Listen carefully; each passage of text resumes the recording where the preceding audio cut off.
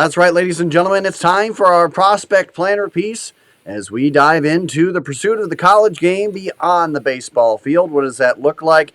And how does that interact with players, coaches, and parents as well? There's a lot of people involved, and certainly we like to take you through some experiences, conversations, and more of those who have gone the route of either JUCO, D1, D2, D3, and beyond, all the way up to the professional ranks. So a lot of great stories to tell, and certainly in the world that is hectic, chaotic, I should say, in the world of recruiting, we want to try and simple it down here. And we got the one and only Chad Erickson from RDA Financial helping out to help with not only the experience he has had, but some great friends of his who have already come along the way, such friends as Cody Ege, formerly of the Los Angeles Angels organization, and all that have come through. So if you haven't gotten the chance to check out this show already, or this segment, I should say, make sure to check it out.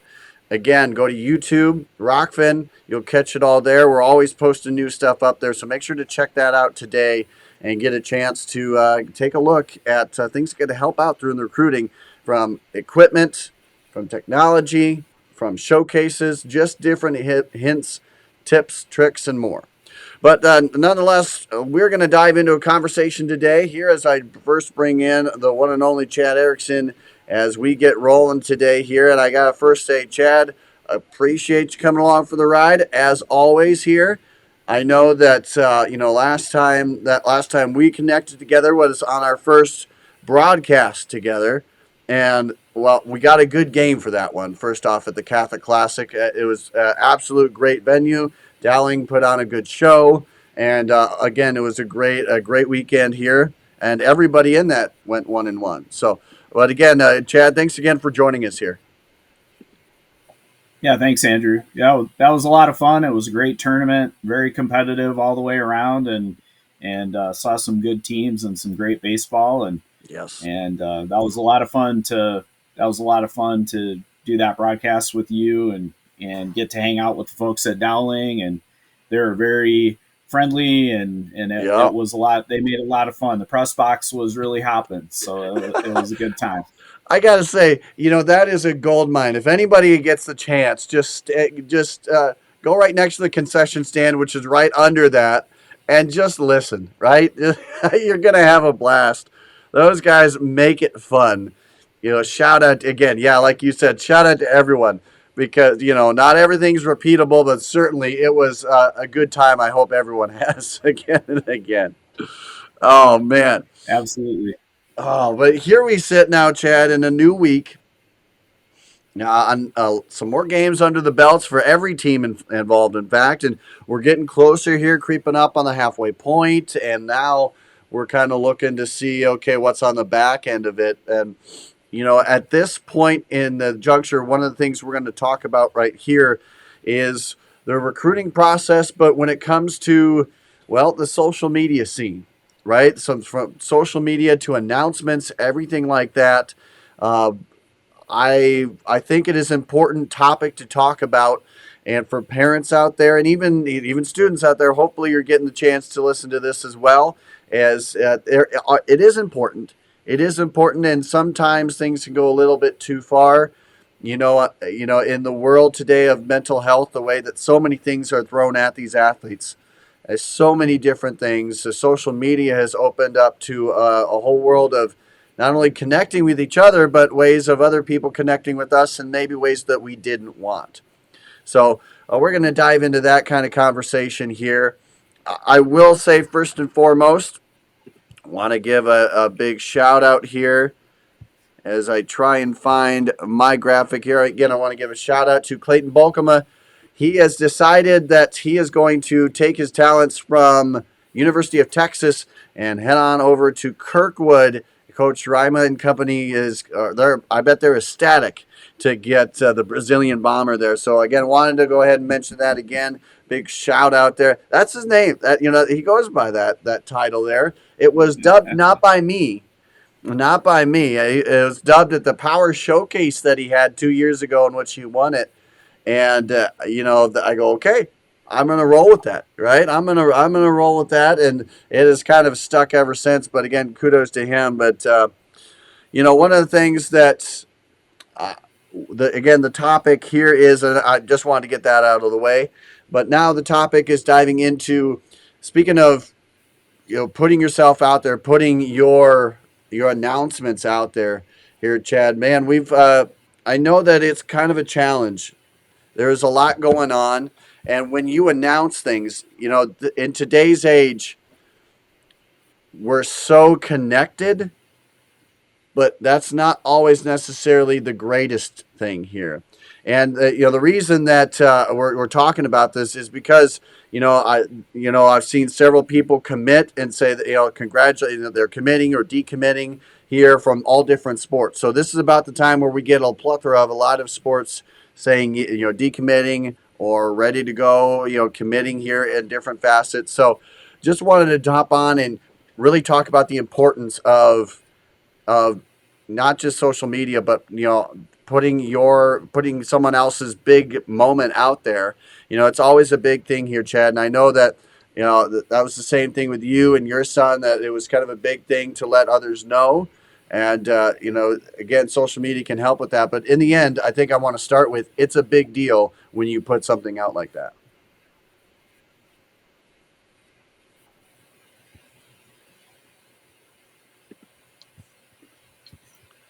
Yeah, Andrew. So I'm not sure what you ended up with there, but we're kind of having some interference issues.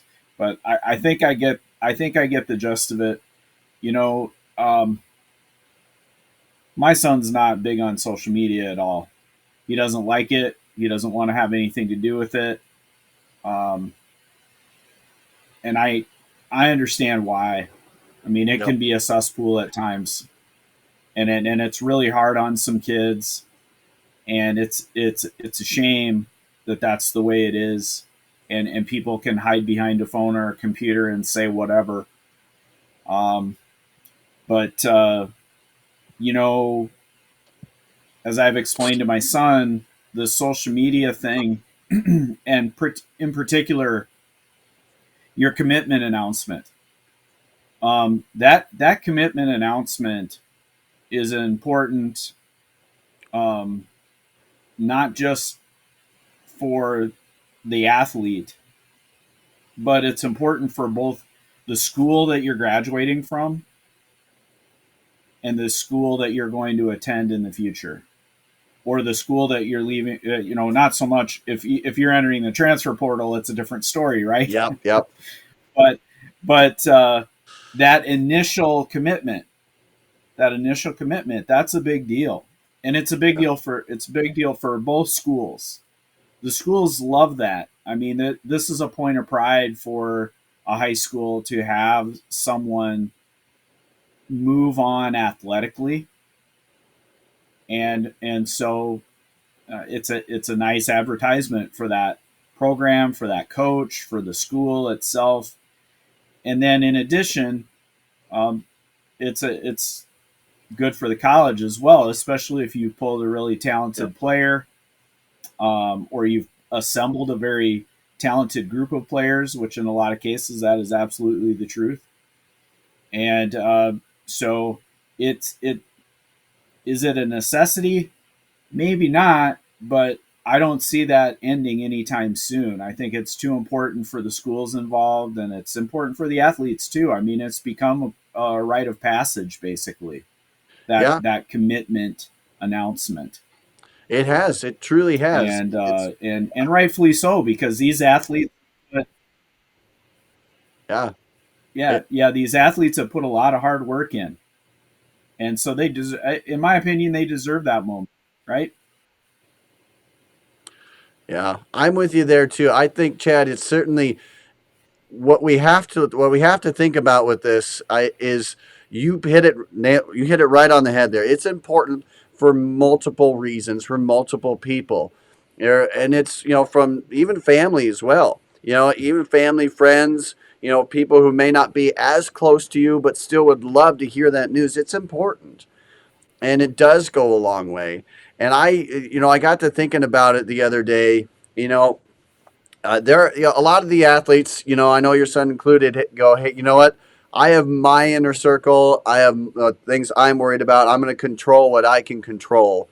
And you know what? That's a great way to look at it. In fact, that's the healthy and successful way that I feel people that are doing great things or are going to do great things are looking at it. I think that's the perspective to have.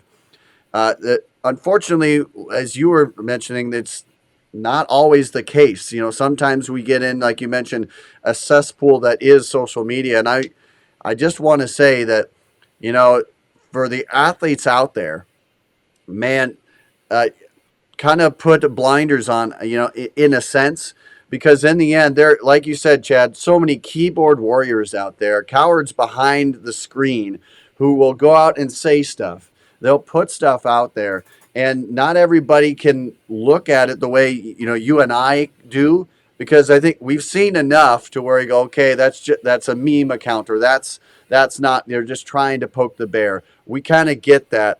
Sometimes that's not seen, or that's not how some people view it, and that can lead to what is already a troubling atmosphere in the mental health world right now. And so again, a lot of people will sit behind it. It's easy to go ahead and tap on a keyboard and then be done and not have to face the music. But it was interesting for me. I got to watch the documentary on the Vancouver Canucks Game 7. It was 2016, the riot that they had in Vancouver after the Canucks lost. And it was very interesting to see there. That was when the social media scene really started.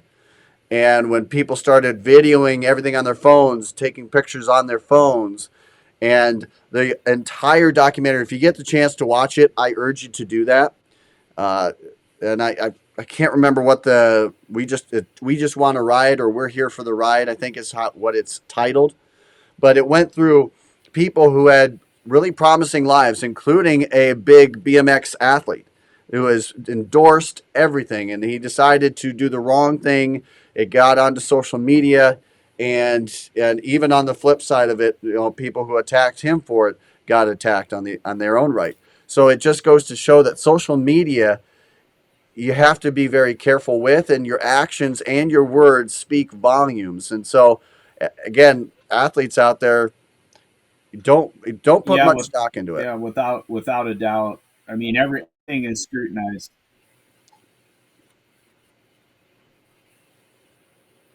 Yeah, I think it's easy to say, much more difficult to do, right? And we've had this conversation in our household multiple times.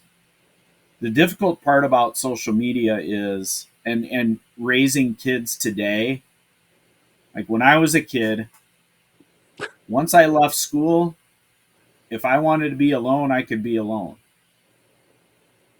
Yep. But now these kids, their phones are beeping and buzzing at them all the time. It's nonstop. And it's difficult to get away from people. And you can put your phone in the other room. Maybe you need to try that. Yep. You don't have to look at your phone just because it buzzes Yeah. or rings or whatever. Everybody needs time out. And if there's bullying happening on social media toward you, man, I'll say a prayer for you, because it's rough. It's rough. People are ruthless, especially kids, and it's a shame. You know, I think getting down to the seriousness of it, at times, because of this hive mentality that we've developed as humans, because of these devices that keep us all so connected, we forget how to treat each other as human beings. And a lot of times all people want is they just want to be treated like a fellow human being. And when you are doing things, saying negative things about people, man, you really got to question whether you have any empathy at all. Because there's a million reasons for anything that can happen. Somebody entering the transfer portal, somebody going to junior college as opposed to an NCAA school, or somebody going, we see this a lot too. We see D1 folks going to a junior college. I mean, that played at a D1 school. They're not just decommitting. They went D1 and they didn't make it, so they're going back to try and work on their skills at a lower level. Right? Yep. Imagine what some people say about those folks. I mean, to me, that takes a tremendous amount of courage to recognize this school or this situation isn't good for me. It's not working. And I'm going to drop down a level or two and I'm going to try and get better. I'm going to try and make this work. That takes a lot of courage. Yep. Now, that being said, I think sometimes, and I know a lot of coaches have said this too, on the flip side of that is there are very capable players who are entering the transfer portal because they feel like they're going to get a better opportunity to play at another school, but what they really need is more development within the program that they're in. Yeah. And the players aren't recognizing the capital and the time that's been put forward by the school that they're at for their development. You know, sometimes not playing could be the best thing. Yes. I agree. But you look at so I'm gonna share one story, and I recently shared this with a dad, and we talked about it for a while. I think it carries a lot of weight. So there's a YouTube video of Tom Brady talking about his college experience and about how he almost left Michigan to go play football at Cal. And because Tom Brady was playing behind Brian Griese, and then when they trying to think of the quarterback that came in, can't think of it off the top of my head right now, but Tom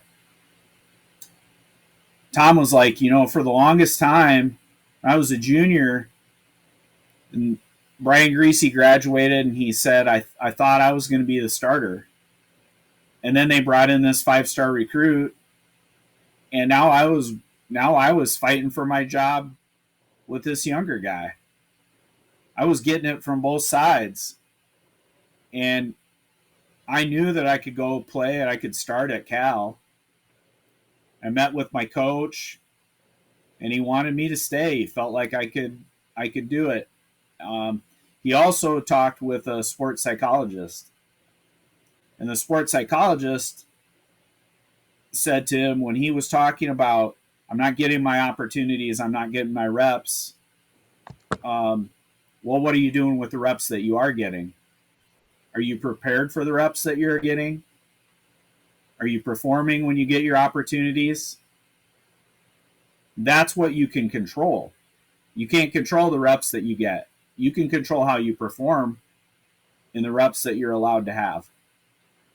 And he said, when I figured that out, that's what changed my football career. Right there in that moment. Oh.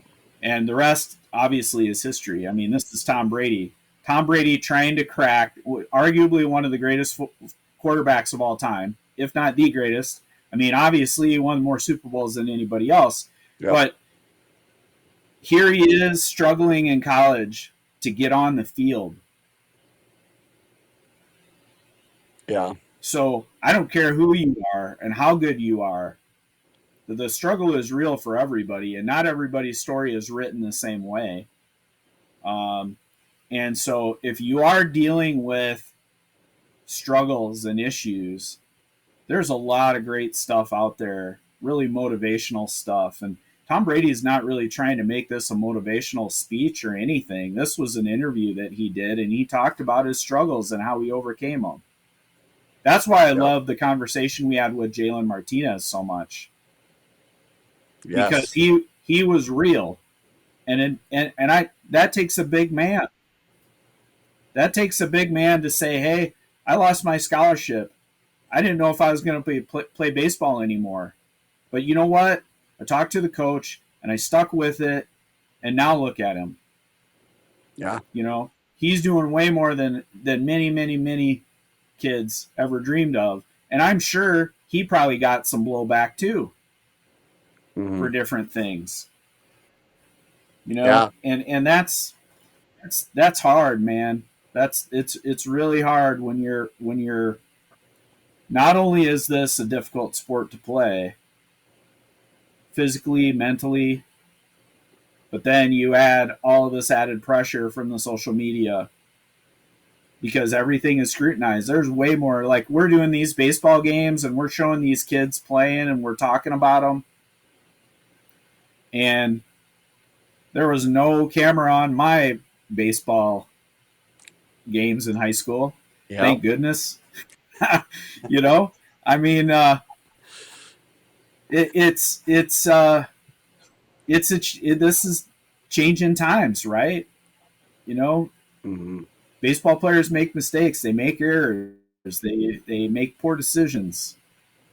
All of those things. Yeah. We don't have to you don't have to be perfect. That shouldn't be the expectation, right? Yeah, I think you're right there. We have to be perfect, I think, is to be unreasonable and living in a dream world. I think that in the end, jealousy comes in many different forms, as you were alluding to. And, in the end, I found, and you as well, that people often come after those who they are jealous of, who they want what they have or something of their life.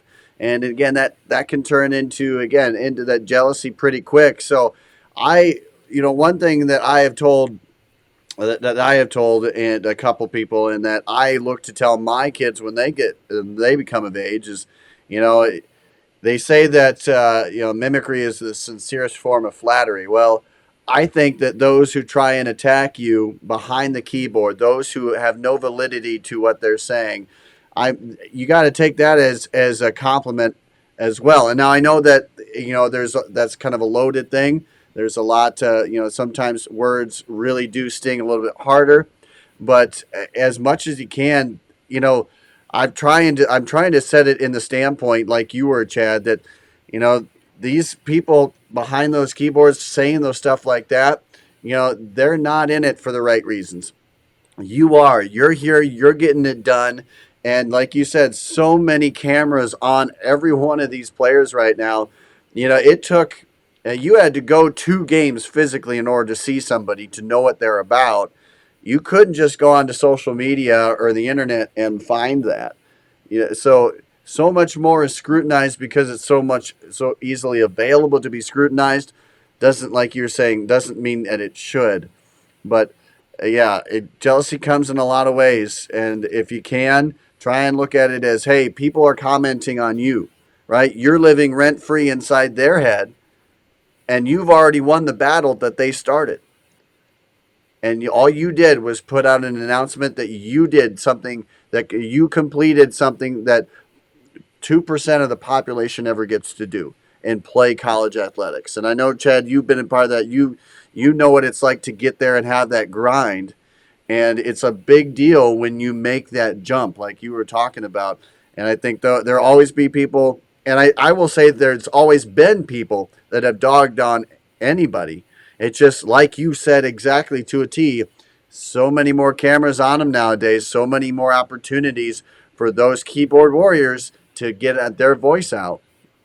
And so, yeah, in the end, I think that trying to use it as a badge of honor, because if they truly didn't care, if they had no interest in it, if they didn't care that you were doing better than them, they wouldn't say anything. Right. And I think that comes from people who don't have any confidence.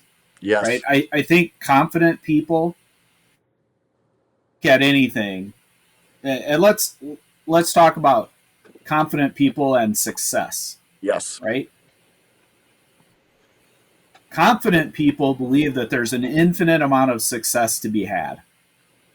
Right? Now, granted, in sports, you have one champion, you have a group of All Americans. I mean, those are finite things. But when you're on the baseball field, or you're on the football field, or whatever college sport you're playing, okay, the successes are what you make of them, or what you make them to be, right?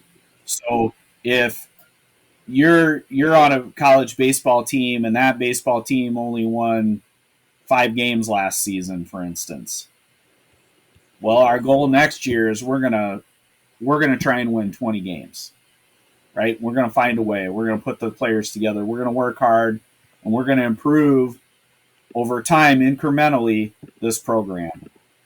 And a lot of that's a coach's job more so than, goal setting is probably for the coaches, but the players do enter into that equation. Obviously, you got to have buy-in, right? We hear this a lot about programs. This program's a good program. There's a lot of buy-in. The players believe in what the coaches are doing, right? Yes. Yeah. So successes come in different packages, right? And you measure your own success and what you can do with the tools that you have, right? And maybe that's, hey, I'm gonna go and I'm gonna be a college athlete, and if I get to play, great, but I'm gonna do it because I think that's what's right for me. Yeah. Right. And it has nothing to do. The success could be, I played for 4 years. I didn't play a lot, but I was part of that team for 4 years. And that's what my goal was. And I view that as successful. I think I probably every single, between college admissions and one of the first essays that you'll write in your freshman lit class or your introductory to writing class or whatever, when you're a freshman, typically either to get into a school or when you're in your first class, some teacher somewhere is going to say, or some professor somewhere is going to say, why don't you explain to me what success is? Right? Yeah. Yeah. And for everybody, that's different.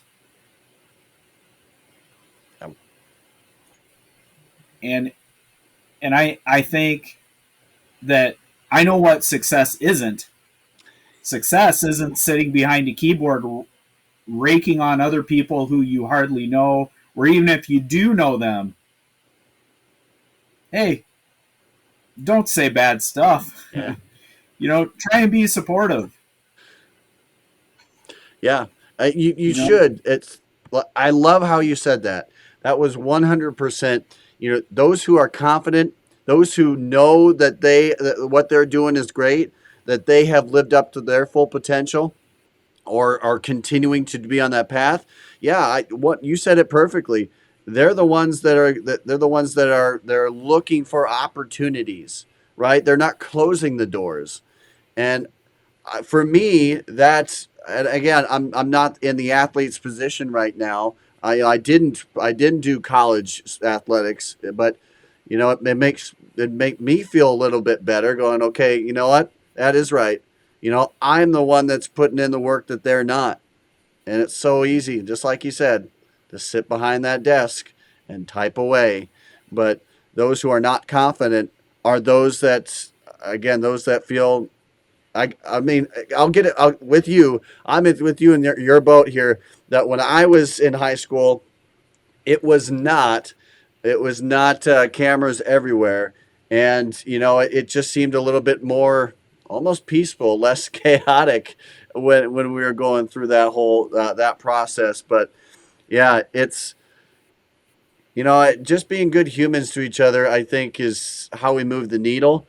In the end, that won't happen because there's always going to be people out there who will be jealous, will dog on people, but I do like how you brought back Jalen and that conversation, because I think a lot of those people too, even if they are athletes, they still can't relate, right? Some of those can't relate. Some of those did what Jalen was thinking about doing and just hightailing it on out and maybe never even getting another chance.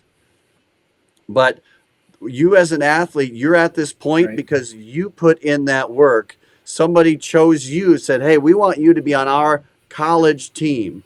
We want you to be there. So you've done something. So hang your hat on that and know that people, the ones who are going to attack you are the ones that either A, were not athletes to begin with, or B, were the ones that just couldn't mentally get through the way you have. I love how you pinpointed that, and I think that's a great thing to talk about here, Chad. That took the words right out of my mouth, and that was perfectly said. So I appreciate that. Well, thanks. I just think as well, when you're, whether you're in the professional world, and I'm not talking about baseball, I'm just talking about life. Mm-hmm. You're in the professional world, you have to identify those people who can help you move to the next level and surround yourself with those people so that you can achieve your goals. And I'm not saying to be a parasite, but put yourself in a position where you're helping your colleagues. Yeah. You're acting as a network, and I mean, I hey, I've got a great group of dads that I talk to on a regular basis, and we're talking about a lot of the similar things, and we're talking about, hey, this is what's going on, and what are your thoughts? How should we, how do we? What's your take on this, right? And so you have your network, and you want to build a good network with positive, confident people, successful people, Yep. right? Because a lot of successful people will give of their time to try and help you, help your situation, help you get better, and that applies to athletics as well. That's who you want to. And I've told both my boys this. I got to know my son's classmates, and I just say, hey, that kid, that's a kid you want to be lifelong friends with, because he's got the mindset that you need to be successful as an adult. Yes. And some people develop that later in life. I probably did. I probably did. I took some lumps along the way, you know. Um, and I'm not perfect. I'm still working on it. Right. This is a Yeah. lifelong endeavor. So, uh, anyway, I think you surround yourself with good people, and then all of the rest of that social media baloney is just noise, right? Yeah. Just noise. Just something you need to put out there. Amen to that.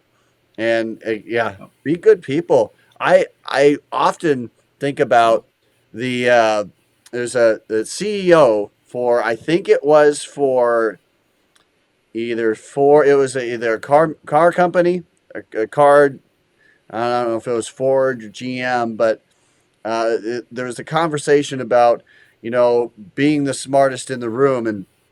And to your point there, fill yourself with people who will support you, and be there. It says, I'm not always the best team. I'm not always the best one there. I not always be the smartest, but I surround myself with people who can elevate me there. And that it's not just a strategic move, but it's a way that you help and he talked about the company. You improve the company. So what is your mindset? Are you thinking about only improving you, or are you thinking about improving everybody else? Because your mindset will dictate that, and how well at what your intentions are. And you can tell a lot about people by what their questions are, and their as well as their actions too. And again, I love that point. Very important, everybody. And Chad, I also want, as we wrap things up here, I think that it's always important to look, and you had mentioned it, and I'm paraphrasing here, but you talked about using what you see in other people, using what you've seen from your experiences taking all that and accumulating it into someone new, almost like, making you a better version of yourself. There's resources out there that aren't social media. There are resources out there that that we don't realize. And I love the point that you brought up. Again, I think it was last year, and that was simply that if those who are successful utilize what they have around them to the fullest. Yep, absolutely. And over time you become more confident, and then you are able to give more of yourself because you can see in people the potential. The potential, because you're just trying to recycle this goodness, right? And reciprocate. People have given me a lot of things over the years. I want to give back. That, part of this podcast is doing that. Yeah. Right. I certainly don't have all the answers, man. If somebody sees me and they say, hey, this is what worked when I was getting my son recruited, I want to hear those stories. Right. Mm-hmm. Because that just makes this better, and that helps more people. And that's where we want to get to. I think, just to come full circle about what this conversation started about, in terms of recruiting and schools and so on and so forth, and committing or decommitting and this and that. I remember when I was 18 years old, I had an idea. I knew what I was going to study. I knew what I was going to do. I'm doing right now professionally what I said I was going to do before I graduated from high school. Okay. I think that's exceedingly rare. Yep. To have that happen. So I was fortunate in that way. But I also knew when I was 18 that there was a whole lot that I didn't know. And that this college experience that I was entering into, I hoped that I was going to the right school. In the end, I picked the right school. I think I did a lot of things well, and I had help getting me there. Right? But I think the main thing when you are trying to choose a school is it's got to be the right thing for your college athlete. Mm-hmm. It's got to be a good fit. It can't be just, well, I've always wanted to play here, but I know nothing about anything at that school. You have to go there. You got to visit. You got to get to know the coaches. You have to, there are a lot of boxes that need to be checked off. And, so I could see when you're a 17 or an 18-year-old and you're committing that there might be some second thoughts that creep in. You have a conversation or two with the coach and you're like, I'm just not sure that this is a good fit. Or you're seeing things happen and you're just like, well, there are a million reasons why a school eventually becomes, well, this isn't a good fit for me. Yeah. And so to choose the right school is not an easy task. And I think that's more important, the right school / the right program, because we're talking baseball on this show. That's probably more important than I'm going to go somewhere and I'm going to play, or I'm going to get this opportunity. I think it's still got to be a good fit because of the relationships involved. Yes. Because I honestly, I see that over and over and over again in baseball, all the way up and down the levels. Mm-hmm. Relationships matter a lot. So you want to be in a place where you can foster good, healthy relationships that grow other relationships. It's all that networking that needs to happen. And so that's part of the equation too. And one last thought, this is unrelated, but this is what disappoints me about professional athletes in general. very few athletes these days are given the quote unquote hometown discount, right? They want to get paid. They go get their big contract. And in the end, all they end up with is money. Where if they could have stayed at the school or the professional team that they were at, they'd probably make way more money and have way more opportunities after they're done playing because they give that hometown discount and they're loyal, and they basically, you get a key to the city. Yeah. Right. Yeah. And we don't see that happening very, very much, if at all, anymore. And I think that's unfortunate. I think it is. Yeah. You know, but there again, the athletes got to be comfortable with where they're at. Yeah, you definitely you have to be comfortable. But ultimately, these college athletes, you gotta have the right place. You got to be in the right place, or you're not going to have the success that you want to have. Yep. Yeah. Just that simple. Yeah, you have to. In the end, if it means decommitting from one place, going to the other, if it means that the path is not where you initially thought it would be, do that. I do value, and I know you value, sticking to your commitments, but in the end, there's a window for you to get out. And again, as we wrap things up here, we want your thoughts as well. But I do believe that in the end, you have to do what's best for you, because life is so limited in general. Your time as an athlete is limited. You need to take advantage of the time that you have. And that, you got to put yourself in the best, because no one knows you better than you. No one knows your interests, your desires, your passions, and just how well you feel you're going to be in there. You don't want to be overloaded. You certainly want to have the right path ahead of you. I think that hits up to the right mark.